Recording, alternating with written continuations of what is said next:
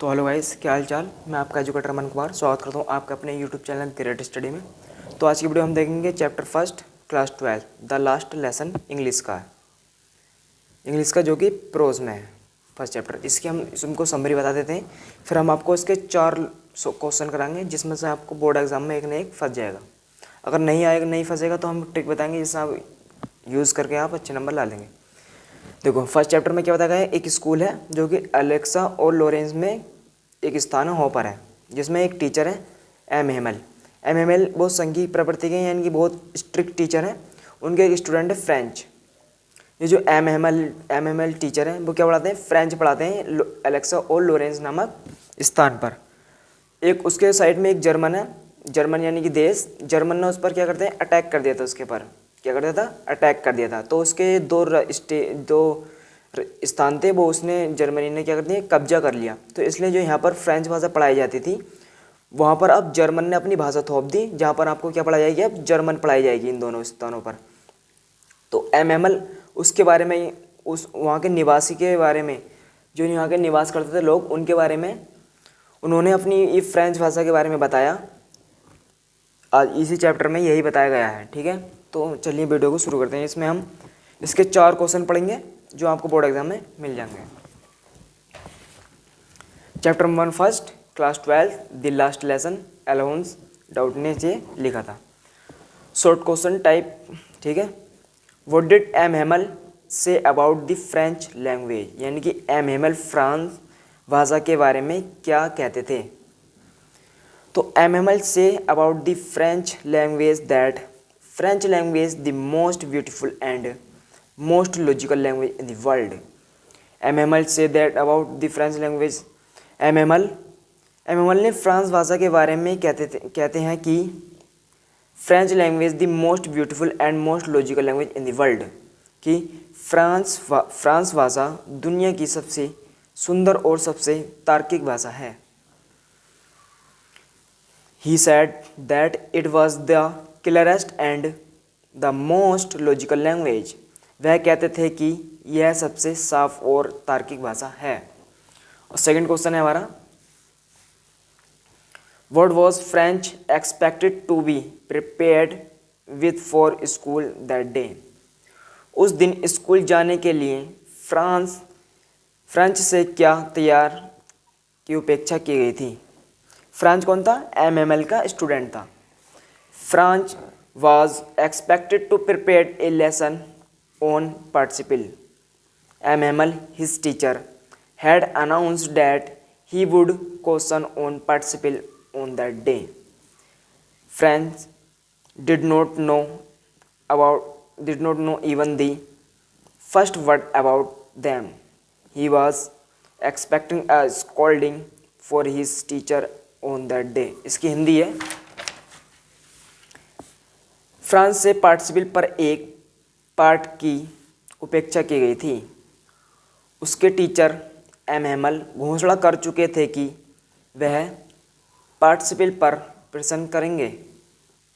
उस दिन फ्रांस उनके बारे में एक भी शब्द नहीं जानता था। किन के बारे में, पार्टिसिपल के बारे में। वह उस दिन अपने टीचर से डांट यानी कि फटकार की उपेक्षा कर रहा था। तीसरा क्वेश्चन हमारा, how did France feelings about M Hamel and school change. France की भावनाएं एम हेमल और बदलते स्कूल के बारे में कैसी हो गई। France was shocked when he heard that MML was leaving the school forever. His feeling now changed together. He cursed himself for not learning his lesson. He forgot all about MML's ruler and his craggy nature. France चौंक गया, यानी कि France was shocked, जब उसने सुना कि when he heard that M M L हमेशा के लिए, that M M L was leaving the school for ever, हमेशा के लिए स्कूल छोड़ रहे हैं, उसकी भावनाएं अब एक साथ बदल गई। His feeling now change together, उसने अपना पार्ट ना याद करने के लिए अपने आप को कोसा। ही कस्ड हिमसेल्फ, कस्ड माना होता है कोसना। He cursed himself for not learning his lesson, वह एमहेमल्स के रोलर और संघ की प्रवृत्ति के बारे में सब भूल गया। संघ की प्रवृत्ति कहते हैं जिसको जो टीचर वो जो टीचर स्ट्रिक्ट रहते हैं स्कूल में, उसको संघी कहते हैं। He forget all about animals ruler and his cranky nature. Ruler कौन होता है? स्टिक होती है उनकी, जो लोहे की स्टिक होती है उसको लेकर चलते थे वो, तो उसके बारे में भूल गया है। कौन? फ्रेंच। और उनके जो संघी वाला नेचर था उनको भी भूल गया। कब भूल गया? जब उसने सुना कि एनिमल हमेशा के लिए स्कूल छोड़ रहे हैं। तो हम ये हमारे शॉर्ट क्वेश्चन थे 3। अब हम एक लॉन्ग क्वेश्चन देखेंगे। What did the French teacher tell his student in his last French lesson?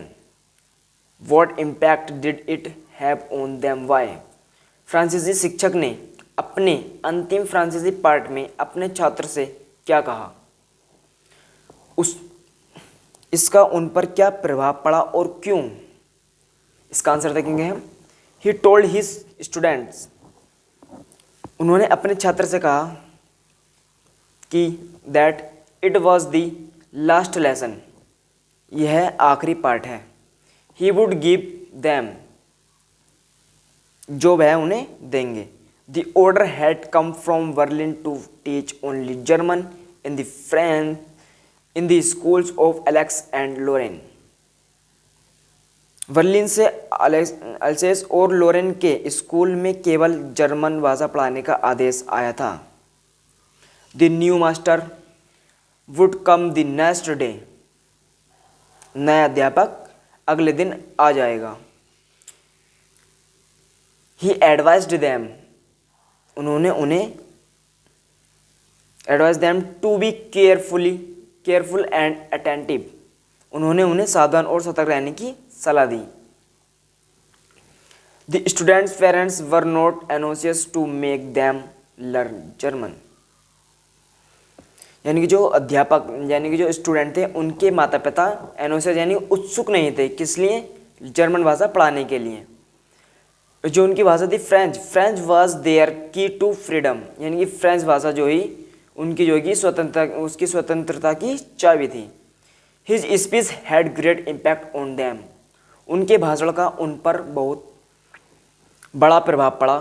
French forget about his teachers rulers and his strict temper, यानी कि फ्रेंच कौन था? एमएमएल का स्टूडेंट। वो क्या है? फॉरगॉट यानी भूल गया। अबाउट हिज, उनके बारे में, किन के बारे में? टीचर्स के, रूलर यानी कि स्ट्रिक्ट के बारे में, एंड हिज स्ट्रिक्ट टेम्परेचर यानी कि संकीर्ण नेचर के बारे में भूल गया। तो हमने इस वीडियो में क्या देखा? हमने देखे 3 शॉर्ट देखे और एक देखा लॉन्ग। अगर आपको बोर्ड एग्जाम में इन 3 में से अगर कोई सा क्वेश्चन आपको रखा हुआ मिलता है तो आप वही आंसर करेंगे। अगर आपको वो आंसर नहीं मिलता शॉर्ट में तो आप ऐसा क्वेश्चन लिखेंगे जो इनमें से मिलता जुलता होगा। अगर लॉन्ग क्वेश्चन की बात आई तो लॉन्ग क्वेश्चन जो हमने कराया था अगर वो मिलता है तो आप उसे ही करेंगे। अगर नहीं मिलता है तो आप उस क्वेश्चन को भी लिखेंगे। और जो आपके शॉर्ट क्वेश्चन में 3 जो शॉर्ट क्वेश्चन उनमें से अगर आपने 1-2 पक्का है तो लॉन्ग के साथ आप उसको भी लिख देंगे। ठीक है, तो आज की वीडियो में इतना ही। इसमें हमने पढ़ा चैप्टर 12 का चैप्टर द लास्ट लेसन। अगली वीडियो में हम द लास्ट लेसन, इससे जो अगला चैप्टर आएगा हमारा चैप्टर 2, उसको देखेंगे। ठीक है, तो मिलते हैं नेक्स्ट वीडियो में। तब तक के लिए जय हिंद, धन्यवाद।